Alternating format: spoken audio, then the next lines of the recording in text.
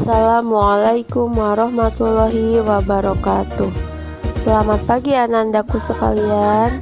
Bertemu lagi dengan ibu yang tentunya pada mata pelajaran Al-Quran Hadis. Namun sebelum kita belajar, marilah kita mulai dengan membaca bacaan basmalah bersama-sama.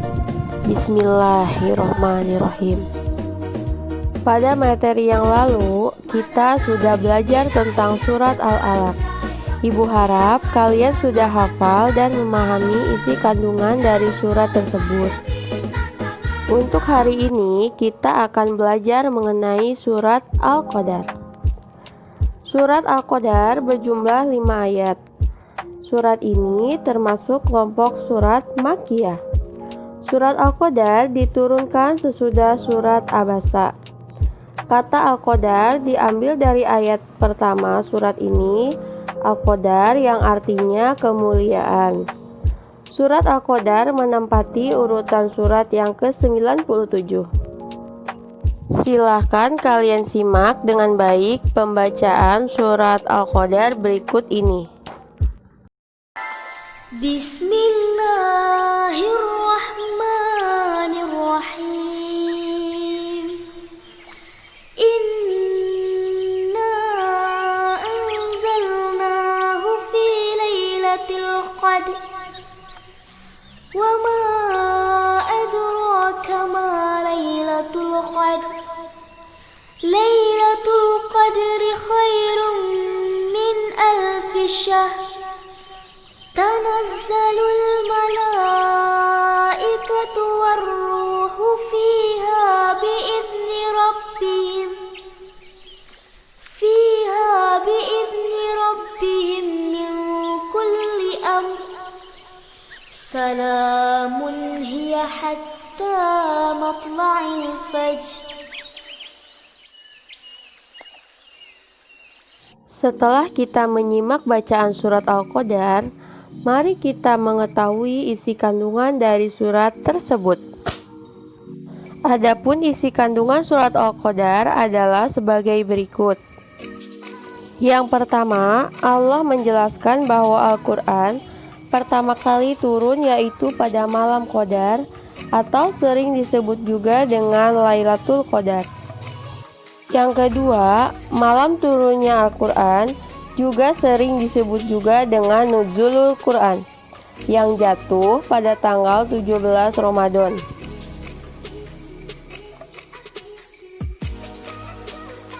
Yang ketiga, Lailatul Qadar disebut sebagai malam kemuliaan karena Lailatul Qadar lebih baik daripada 1000 bulan. Orang yang beribadah pada malam Lailatul Qadar, nilai pahalanya seperti beribadah 84 tahun. Yang keempat, Rasulullah Shallallahu Alaihi Wasallam mengajarkan pada kita untuk memperbanyak ibadah pada 10 hari terakhir di bulan Ramadan. Misalnya, itikaf, membaca Al-Quran, berzikir, dan ibadah lainnya. Setelah ibu menjelaskan surat Al-Qadar, hal penting yang mestinya dapat kita amalkan sebagai wujud pemahaman kita terhadap surat Al-Qadar diantaranya sebagai berikut. Yang pertama, kita harus percaya bahwa adanya malam Lailatul Qadar. Yang kedua, kita harus banyak memohon dan berdoa kepada Allah karena pada malam itulah semua doa akan dikabulkan. Yang ketiga, pada malam itu juga kita harus rajin membaca Al-Quran karena pada malam itulah Al-Quran diturunkan. Yang keempat, kita harus menjalankan malam Lailatul Qadar dengan perbuatan-perbuatan yang mulia seperti yang diajarkan oleh Rasulullah. Yang kelima, kita harus banyak itikaf atau berdiam diri, merenungi apa yang sudah kita perbuat selama ini, terutama pada malam Lailatul Qadar. Itikaf dapat diartikan dengan kegiatan berdiam diri di dalam masjid dengan tujuan mencari ridho Allah.